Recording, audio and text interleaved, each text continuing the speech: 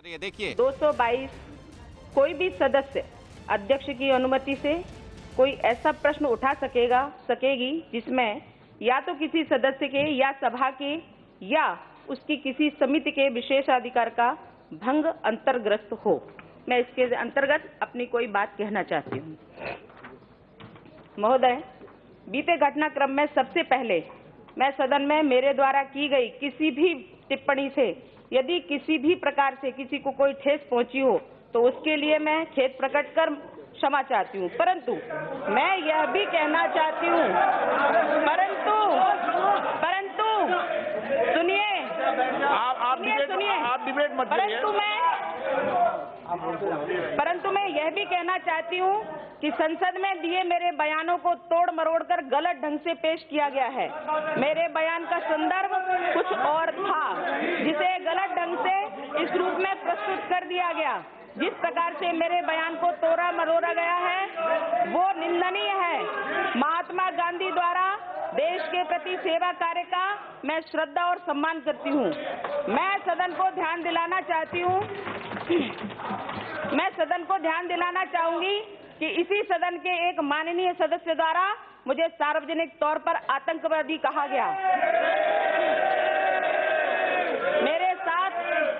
मेरे साथ तत्कालीन सरकार द्वारा रचे गए षड्यंत्रों के बावजूद अदालत में मेरे खिलाफ कोई आरोप सिद्ध नहीं हुआ है। बिना दोषी सिद्ध हुए मुझे आतंकवादी कहना कानून के खिलाफ है।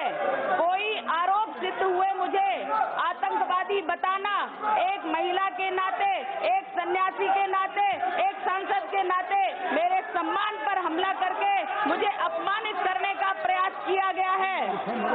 एक महिला होते हुए तत्कालीन सरकार द्वारा षड्यंत्र रचकर शारीरिक मानसिक रूप से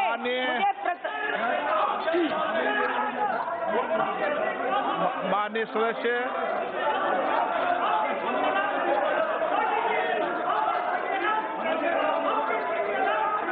माननीय अध्यक्ष, माननीय सदस्य मुझे द्वारा दिनांक 29 नवंबर 2019 को की विशेष दारी के मामले संबंधी सूचना प्राथमिक स्थिति विचाराधीन है।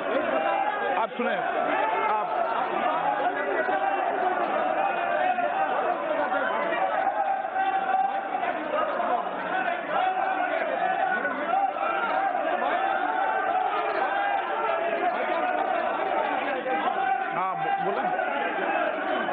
बोले।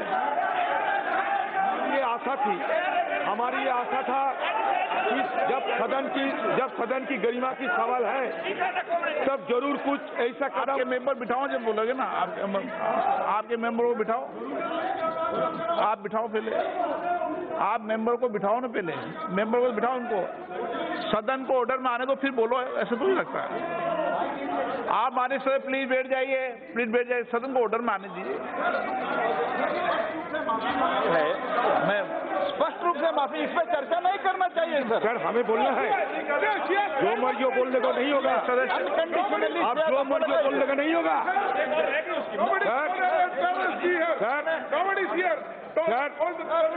सर उन्होंने माफी मांगी है, एक minute, no, you have to listen to me. आप तो सुन लीजिए पहले।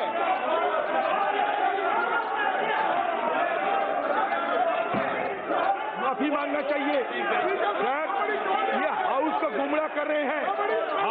मांगिए है,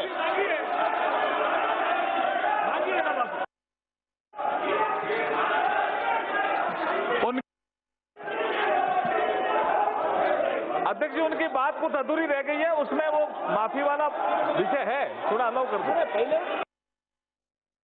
होनी चाहिए ना, आप भूलने का शुरू सर, इससे भाव बढ़ाने का नहीं बनता।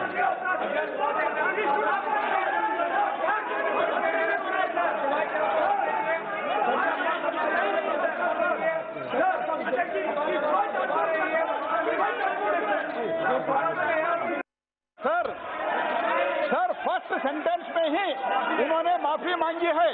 माफी मांगने के बाद ये व्यवहार ठीक नहीं है और उन्होंने स्पष्ट रूप से एकदम क्लियर कट टर्म से माफी मांगी है और महात्मा गांधी जी के विचार के ऊपर, महात्मा गांधी जी के सेवा के उन्होंने श्रद्धा है ऐसा भी स्टेटमेंट माननीय सदस्य ने दे चुकी है। इसीलिए मेरा निवेदन है, ये बहाना नहीं बनना चाहिए। ये इनको नेता जो आज इस सदन के मेंबर है, उन्होंने हमारे सदस्य बिना without any proof, without any court के अदालत के फैसले के बिना इनको आतंकवादी कहा गया है, उसके बारे में भी इन लोगों को सोचना चाहिए। और उन्होंने स्पष्ट रूप से, अभी जो हाल ही में मेंबर है साध्वी जी, स्पष्ट रूप से माफी मांगी है। महात्मा गांधी जी के ऊपर जो भारतीय जनता पार्टी का विचार है, श्रद्धा है, वो श्रद्धा को उन्होंने रिपीट किया है। इसीलिए इसको अननेसेसरली इन्होंने पॉलिटिकल मुद्दा बनाने का कोशिश कर रहा है। ये ठीक नहीं है, मैं स्पष्ट रूप से कहना चाहता हूं।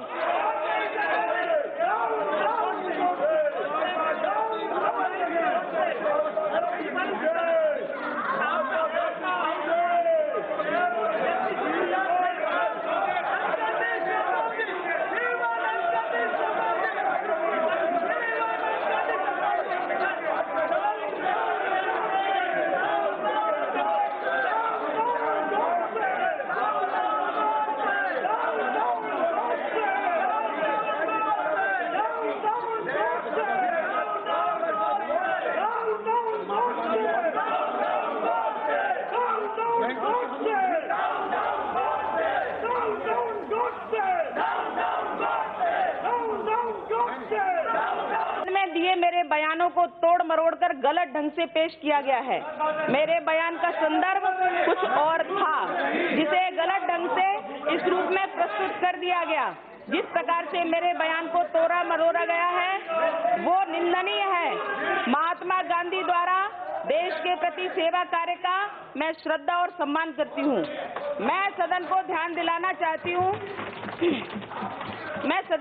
दिलाना चाहूंगी कि इसी सदन के एक माननीय सदस्य द्वारा मुझे सार्वजनिक तौर पर आतंकवादी कहा गया।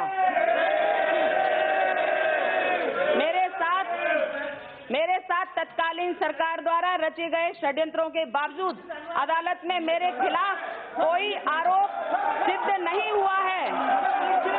बिना दोषी सिद्ध हुए मुझे आतंकवादी कहना कानून के खिलाफ है।